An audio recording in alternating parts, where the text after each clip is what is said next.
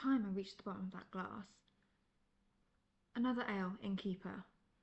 In fact, better make it 5 while you're at it. I've had a busy day, and while my pockets are light, my throat is dry and needs refreshing. You can relax. I should be good for the cost momentarily. As soon as the peasant that posted the bounty I'm claiming decides to turn up. Anyway, very unprofessional. Ah, yes. I do apologise for the blood dripping from these heads, as well as the smell. No wonder your other patrons left once I arrived. But surely the gold I'll be paying you is enough to make up for it. Besides, it's not like I have much choice. The bounty contract specifically stated the client would meet me in the Fever Bush Inn at midday, provided I had the bounty in tow. This is the Fever Bush Inn, and it's midday, hence why I'm here. I would have left these half-dozen goblin heads outside, but then someone might have stolen them, and we can't have that now, can we? I'd hate to have to get them back. It's a shame it's only half a dozen. There were supposed to be more of these horrible little creatures, you see, and at 20 gold a head, it's quite the payday. Yet despite my years hunting all manners of beasts, I could not for the life of me find the other half dozen the poster mentioned. I wonder where they escaped to.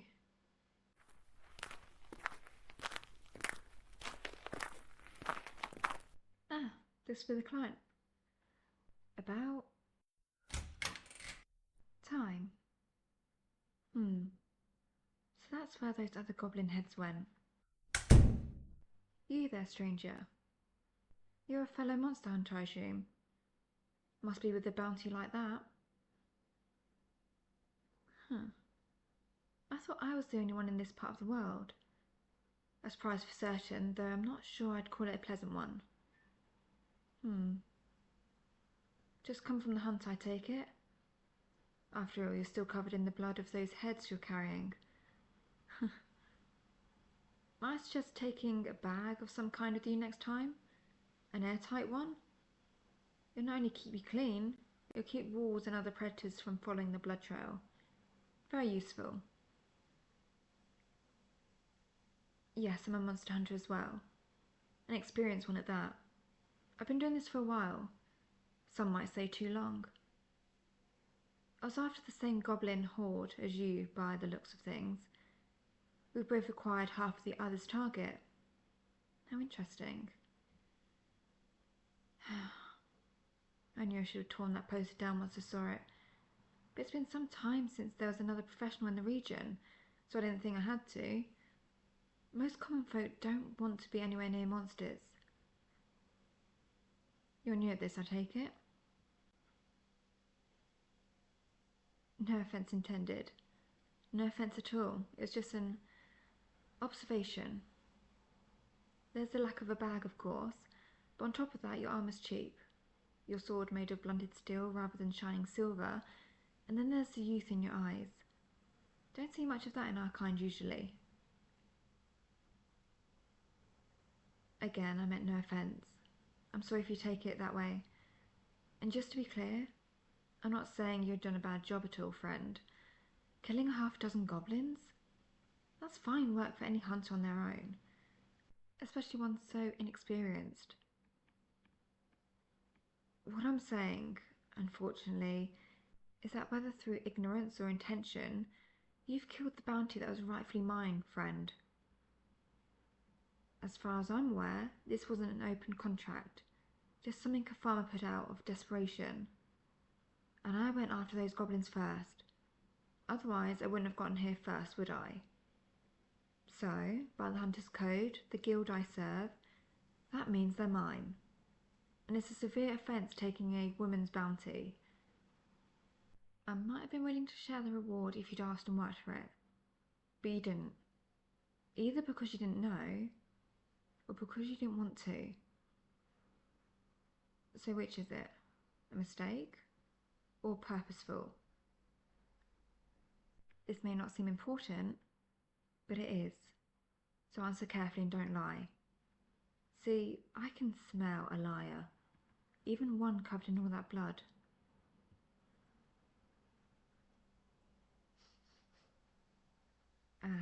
Ignorance. That makes things easier. I wasn't in the mood for drawing my sword. I came here to drink and get paid, not fight. You're new to this region then.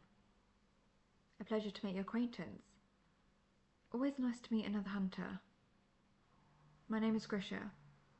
Locals call me the Hunter of Feverbush. I'm a bit of a local legend.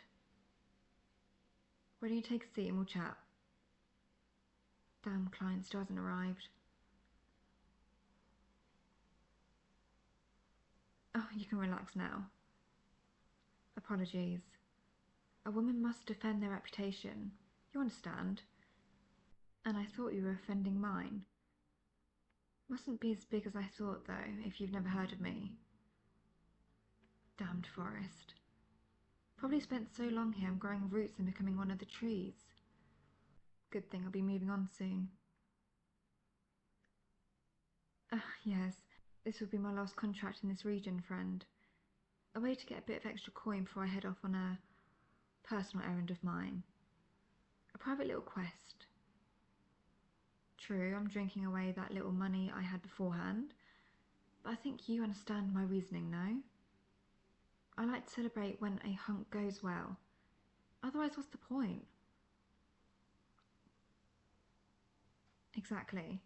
For people like us, hunters that dance with death so closely and so often, we have to take the little joys life offers whenever we can. Care for a drink? Had a few spare. Though I'd understand if you prefer to keep your senses honed, given how close we came to matching blades. No, it wouldn't have been close if we had. I've been doing this for a very long time, friend. I've seen more death than you can imagine, and killed just about every manner of horrid supernatural beast that lurks this world, from vampires to giant slimes. I promise, it's not going to be you that kills me. Good question. If I had to pick the most likely one, would be Auntie Mould. Very dangerous. She's a hag.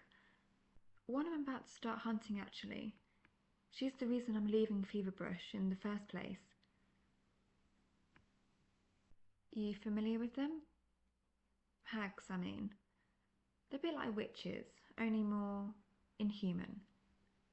Hard to believe there was ever a person in there, if you catch my drift.